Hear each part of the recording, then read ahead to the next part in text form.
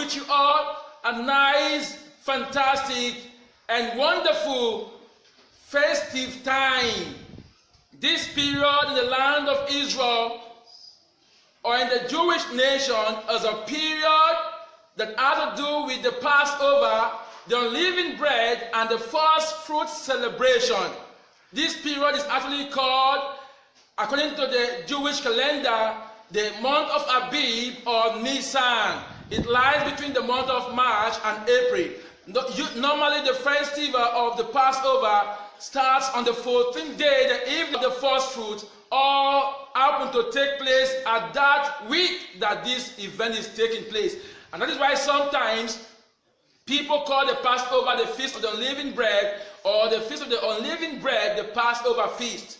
Immediately after the Passover Feast, the next other day comes the first fruit.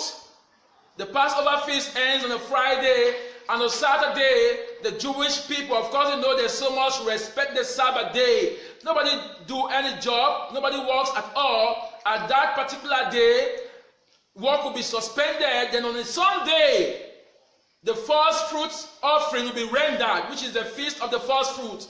And it happened that was the actual day that Jesus Christ himself resurrected from the grave. He was crucified on a Friday and he resurrected on a Sunday. Now, some scholars hold to their own doctrine that Jesus Christ did not actually stay in the earth for 3 days. According to the Jewish calendar, not the Gregorian calendar, if a child is born by 2 a.m. or 12 noon or 4 p.m., whenever the child is born, at evening, they see that as just a day. Unlike we that have the 24-hour in a day, the Jewish standard, whenever a child is born, provided he lies within that day, that is just a day in the Jewish standard. So Christ was crucified on a Friday at the evening or the noon period, stayed, was buried on that period, kept in a sepulchre, and came out the second, the third day on a Sunday, which is the first day of the week, very early in the morning. So if you want to count by our standard of calculation, you understand that Christ did not stay in the grave for the 24 hours that makes a day that will give us 72 hours. But the standard of the Jewish word is this: he has spent 3 days, because he was crucified on a Friday, buried and stayed in the grave for Saturdays, and a Sunday he came out. That same Sunday he came out, which is the first of the week. Even if he has come out at 5 a.m., it's still a day. So don't get confused with the counting of the days of Christ in the grave. In the Jewish standard, the Passover occurs in two forms. We have the Pasek. The Pasek is actually the lamb. We have the Pasek Mikraim and the Pasek Dorot. The Pasek Mikraim was the one that occurred in the land of Egypt before the Exodus or before the exit. A lamb was killed or was crucified, and the blood was used on their respective doors so that the angel of destruction will not come against them.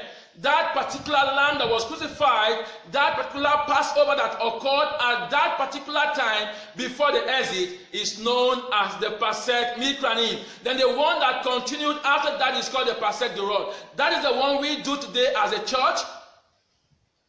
Even when we call ours Easter, Easter is not in the Bible, it's not a biblical practice, and it wasn't what Jesus Christ himself practiced. Easter is simply called Esther, is a feast that is used to honor a goddess for spring and light.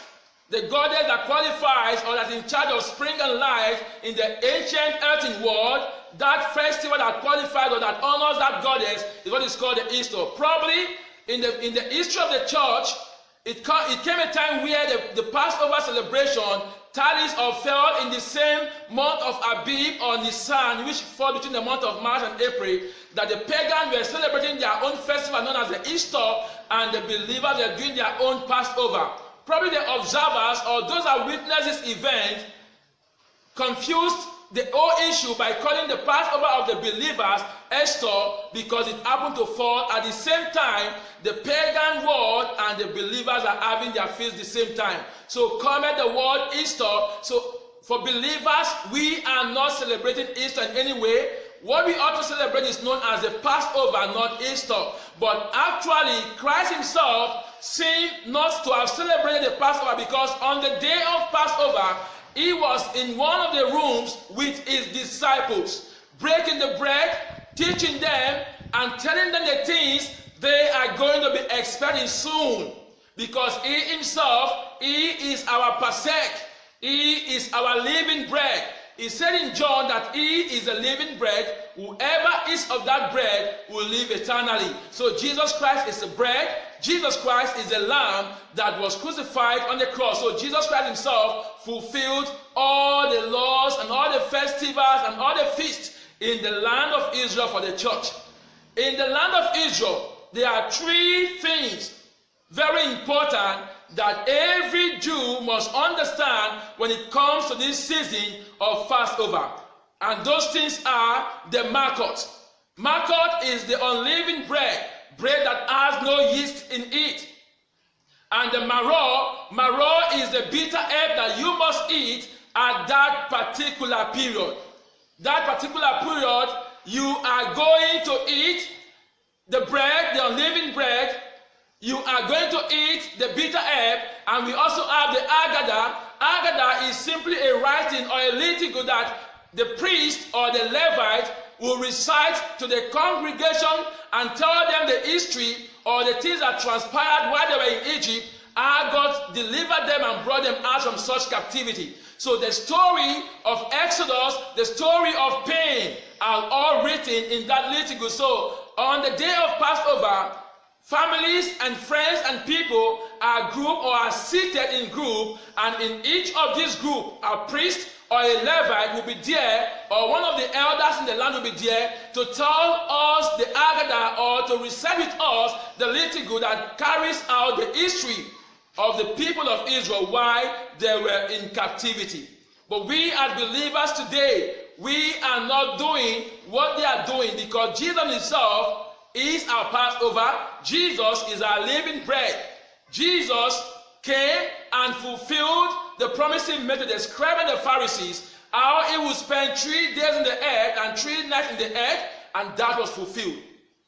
Our joy as believers today, this period, this season, is that we are celebrating that at last Jesus conquered death for us. He was buried and he conquered death and gave us a unique hope that we are going to have a better tomorrow. So Jesus Christ is the one we are celebrating today. We don't kill rams today. We're not killing goats. We're not killing animals, because Jesus Christ has fulfilled all on the cross for us. So our celebration today is that Jesus Christ resurrected triumphantly and ascended into heavens, seated at his Father's right hand. Currently, God has placed that authority on him. Your joy is that Jesus Christ is no more in the grave. He is out from the grave, and he has given you victory. He has given every believer victory. So the current state of the world should not tempt your life, because Jesus has given you victory. Even if it happens that you die today, your hope is strong that you'll be part of those that will make his kingdom. So you should rejoice, be happy if you're indoor, if your nation or your country or your state has placed restrictions that people should not go out.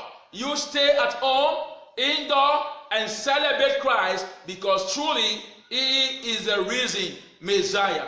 God bless you. We wish you at the Teacher's Mouth Kingdom Assembly and the Teacher's Mouth Theological Seminary is wishing everyone a fantastic celebration of the resurrection of Yehoshua Christi, or Jesus Christ. God bless you.